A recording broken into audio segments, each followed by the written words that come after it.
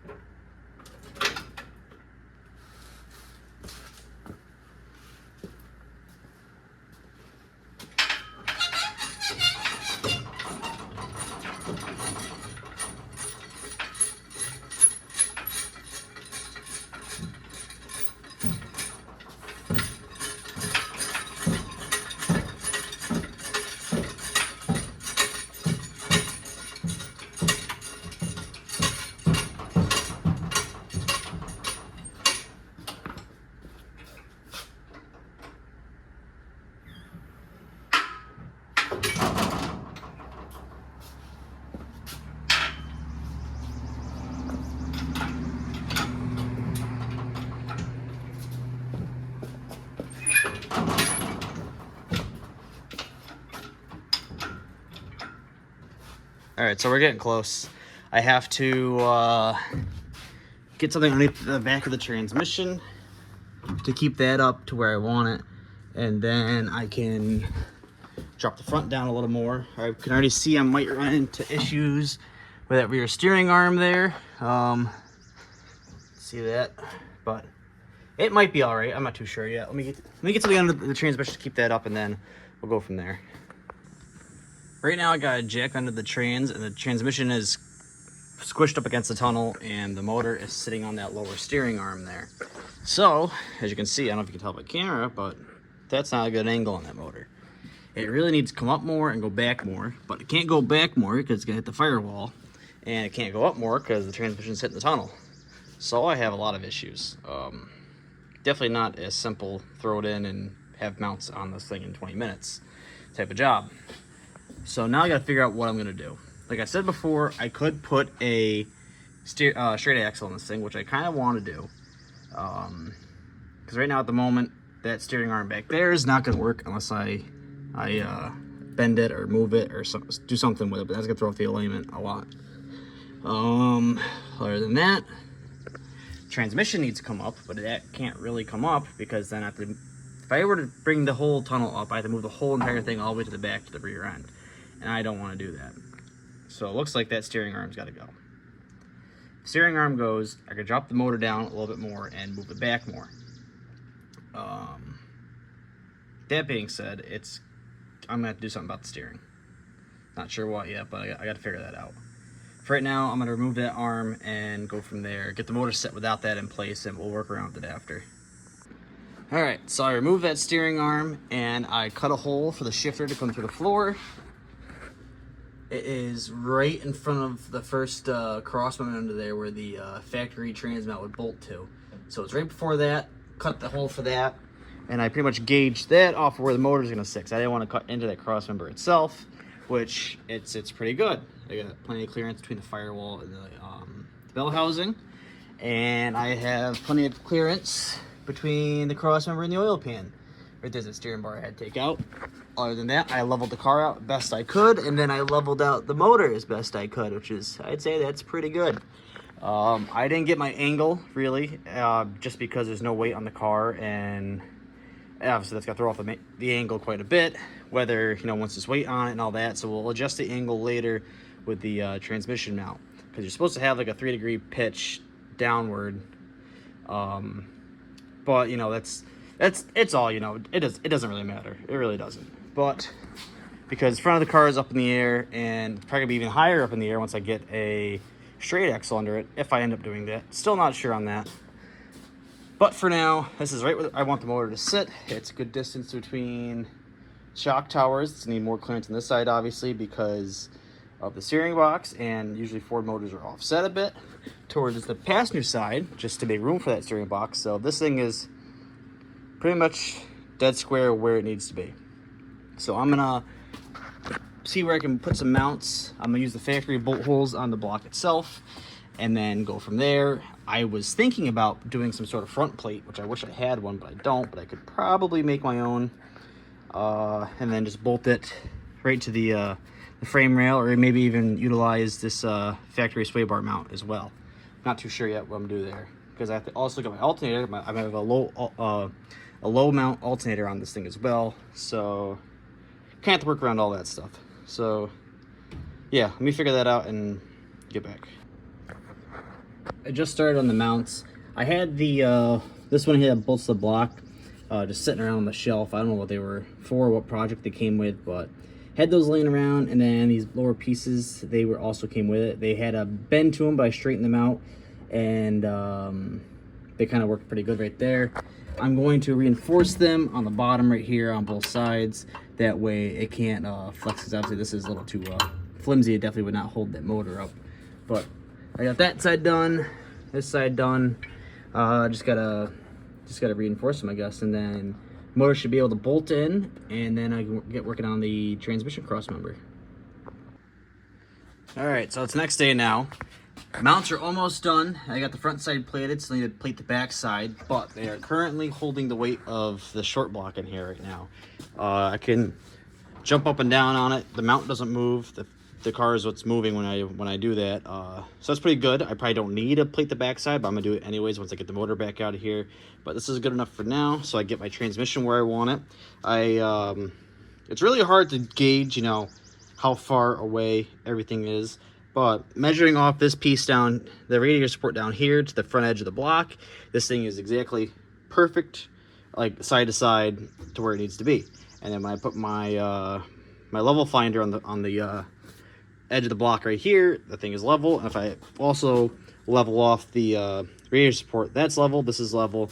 So, I mean, is it 100% true? Yeah, I really don't know. Are you ever gonna notice it? There's no way you're ever gonna notice it just by looking at it, unless you you stare at the thing for 35 minutes and try to pinpoint it off of something else on the car, but you can't even do that because there's nothing symmetrical really about this thing. So anyways, so that's done for right now. Got to get under there. I got to completely make a transmission mount because the factory one will not work. I don't even have the factory one, but the location for it will not work at all. So I got to do something about that, and then once that's done, I can measure for a dry shaft. If I don't have a dry shaft, my buddy's got a barrel full of them, and I'm sure I can find something out of there. So, yep, this is done for right now. I'm gonna get under the car. It's gonna be hard for me to show you what I'm doing under there, but I can at least show you what I make. All right, so this probably be a little hard to see, but like I showed before, motor's bolted in, and I just finished up the trans cross member right here. So I'll show you what I use when we get back up from under the car, but the frame connectors go straight through the factory frame rail right there. So I was able to drill a hole all the way through, and I welded a bolt from the top down, almost like a stud, to bolt it up. I did the same thing on both sides. It's pretty thick stuff. I don't think it's gonna go anywhere. Right now the transmission, the motor's all held in by itself. So I used this piece of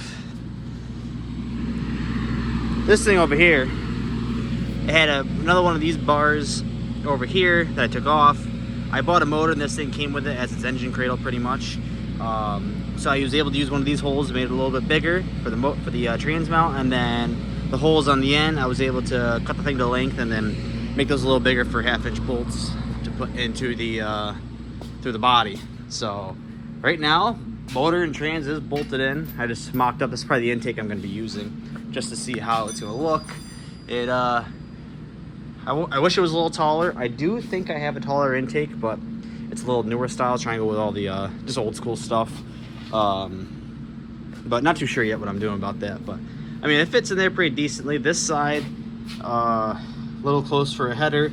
This side is very close for a header. And the reason why it's offset so much is because I left the factory Ford tunnel in it, and the way Ford tunnels are and the rear ends are offset to the passenger side. So this thing right here is exactly sit where it needs to be. I can't go more this way, I can't go more this way, and I can't go back anymore. That's kind of where it needs to live. So when this head was on this side, I tried it out just a few minutes ago, you can barely get in between here. Now I might be able to shave a little bit of this, maybe cut it flush for the most part. If not, I might have to put a straight axle in it. I do have a straight axle and I would like to do that anyways. But I was trying to get around it just so I can get the thing going a lot quicker, but there might be not any getting around that. So I'll figure that out here soon. For now, I'm gonna get back underneath and see if I have a dry shaft that'll fit. All right, so now I'm a little bit at a standstill. I don't have a dry shaft here that's gonna work. I do have to go to my buddy's house later. He has a barrel full of them. I'm sure I'll find something there. And he also has a set of headers that maybe might work for me. They're like turbo headers that come up face forward with V-bands on the end of them, where you usually turbo on the end of it. Or if I were to do that, I'll just make like bull horns for it, come out the front of the fender, and dump at the bottom or something like that. Not what I wanted to use for this car. I really wanted some fender well headers for it, but I can't put fender well headers on it unless I cut the shock towers out. Can't cut the shock towers out unless I put a straight axle. So a lot of things I gotta figure out before I get to that point. Also, he has a motor over there that's mine. I forgot I even had over there. I'm gonna drag that home. That might be the motor that goes into this car. I guess I could pull this out and get it ready for whatever I am going to do, but kind of gotta wait till later today until I go over there and get the parts and see what works, what doesn't work, and then go from there. For the most part, like I said, the motor's bolted in, transmission's bolted in, it's all done. Holes cut for the shifter. Other than that, I gotta order a sleeve or a master cylinder for the clutch because I'm using a Corvette bell housing with a sleeve attached to it. So I need a Corvette. I'm using a Corvette master cylinder, bolt to the firewall, and then make my own line from there to there, and call that good. So not too worried about that. Not too worried about the brakes themselves. Worst case, getting a master cylinder if it's bad. Worst case, replace the lines if they're bad. You know, that's whatever. I can make those pretty quick. Another thing I gotta order is a gas tank. I don't have any gas tanks. I really don't want to put a cell in the back, just because I would like to use the back like it's intended. So I'm gonna see if I can find that will mount underneath. I might even get a cell that mounts underneath and cut a hole in the floor to fill it. Don't know yet. Haven't got that far.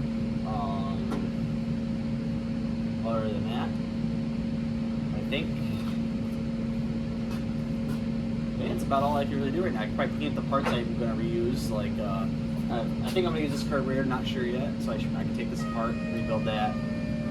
Might use this intake, not sure yet. So I can clean this up, I guess, and get that ready, just in case.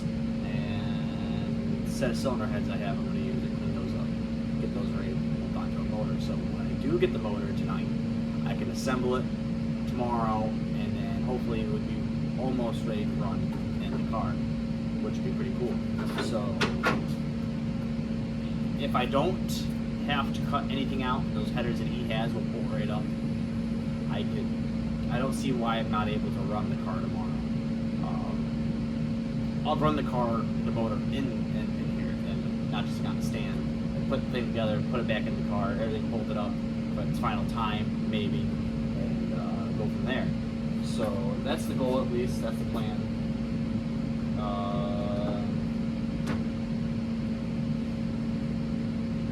So yeah, I guess I can, stare at it for a while until I wait till later today, because he doesn't get out of work until, I don't even know what time, maybe 5, and it's like 2 now, 3. So, got a few hours to kill until then. Maybe I can search Marketplace and find some wheels for this thing. I do have wheels I can put on the back. Oh, I can do that right now. I can go get the tires mounted. Maybe I'll do that instead. So yeah, I have wheels I can put on the back. I don't have anything for the front yet. But I don't want to buy anything for the front yet until I realize if I put a straight axle in. Would I like to? Yes. But it's easier and less time consuming if I use what is here currently. It's all hooked up, it's all there. I am going to have to put a little bit of a U in this. It almost fits if I were to flip it upside down, but then the taper is on the wrong side, unless I can drill it out and just get it tight enough to where it won't wiggle. I don't know if that's going to work or not. I don't know if I really want to try that, because then that'd be a weak spot in suspension that could wiggle. I don't want that. So if I go like this, I have to sit down the top like this, put a little bit of a U in it. If I could find, I probably have a sway bar in here somewhere that I can cut up that's got a bend in it already, and then just weld here, weld there, and then cut the center out after. That might be what I do. So like hold it in place, weld everything, then cut it out after. Call it a day. So we'll see about that. But yeah, I'll let you know what I figure out. So it's the next day from that last part you just saw. I went to my buddy's house. I got a dry shaft that's the perfect length, and it's got the right yoke on it. I just had to change the U-joint for the rear end. Not a big deal, so that's good to go. The headers he had are not going to work. There's absolutely no room here to put headers on this thing. So I'm going to have to put a straight axle in it. Oh darn. I wanted to put a straight axle in it anyways, but I didn't want to go through all that work to do it. I was trying to, get around doing that, but I have to do it. Really isn't that hard. Honestly, I think the hardest part would be to cut it out of the frame that I'm taking it out of, because I have to make sure that frame stays nice and only remove the straight axle itself. Other than that, it's pretty straightforward, pretty simple and easy. Really, I've done a few straight axles in cars before, and they're really not bad. The hardest part of putting a straight axle on something is getting the steering hooked up. That is the hardest thing out of the whole entire process. As long as you read a tape measure and work a welder, you'll be perfectly fine. So got the hood off, pull the hinges off and whatever else I can pull off, and then I'll start cutting the inner fenders out. I am going to leave a lip along the top edge here, and then along the front as well, for the fenders to still stay bolted on. That way they're not all floppy and stuff. And then I'm going to remove the hinges as well completely, so that hood will have to be pinned on, which also not really an issue. So that's what I get going here. I'll just remove whatever I can, then go from there. So I got all the suspension removed over here, and it's cut on the top, side, and the bottom. I have to cut the front edge, and this whole fender well will come right out.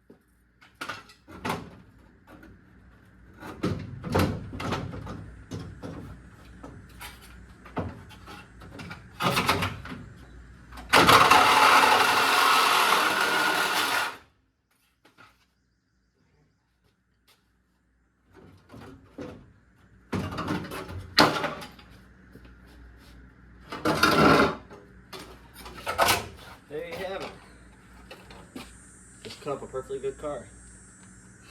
Oh well.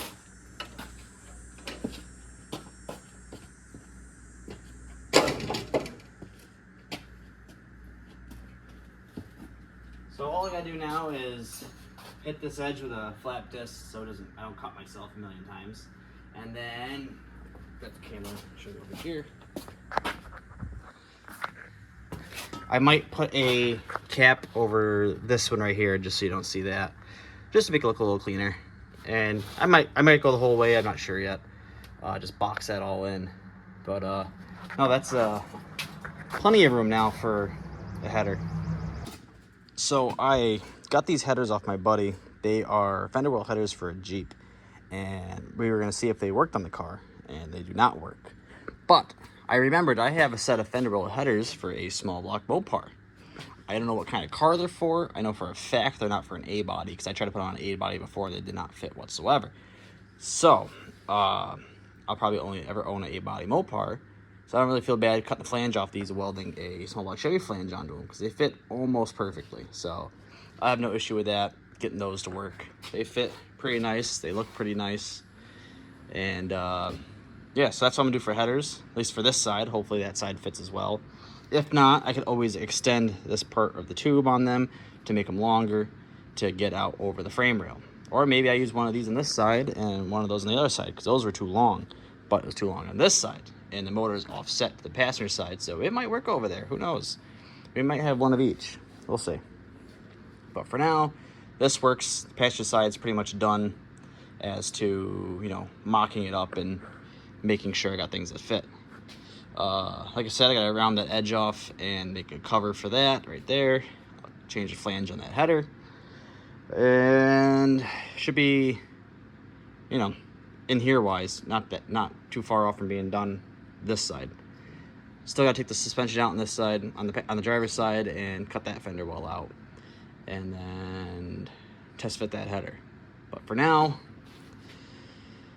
it's going pretty good. All right, so finally back working on the car. I took the weekend off. We went out to Syracuse Nationals. We drove our wagon out there because we only live like 2.5 hours away. While I was there, I found this intake. So it's a old Edelbrock C26 with two Edelbrock 600s on it. Now, I don't know if I'm going to use it or not yet. I haven't got that far. I'm not really a fan of Edelbrock carburetors. That's the only reason why I'm really leaning towards not using it. I like Holley's way better. So haven't thought that part out yet. But I also picked up a motor I had my buddy's place. I think I talked about that earlier, but yeah. So this is just a 350. Got flat top pistons in it.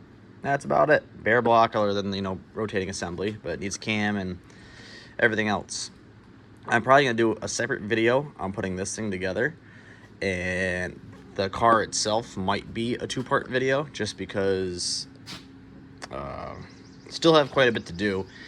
I think for the rest of this video, I'm gonna finish tearing it apart and get it ready to put the straight axle in. And the next video, we'll get the straight axle in and get it running and stuff. But for now, I guess we'll keep working on this thing and go from there. The driver's side's all cut out now. I am going to add a support brace from about here to the firewall, and I'll get to that eventually. I might make a inner fender panel that'll go around the header once the header, you know, because the header's going to come out the fender. I'll get to that when we get there. But for now, I mean, transmission mount's done, motor mounts are done, fender wells are cut out. All I got to do is put this motor together, get it married back to that transmission, put it back in the car. Then it should be able to go in for the last time when I do that. Other than that, gotta get the straight axle out of the other frame to get mocked up under here. That's probably going to be a different video, just because I like to get this video out at least, get you something to watch, and gives me a little time to, you know, get the stuff done that needs to be done. But I think it'll be a pretty cool car once it's done. Try and do it as cheap as I possibly can. Use all parts I got, or, you know, cheap parts I find. But other than that, like I said, stay tuned for a part 2, and I will see you in the next one.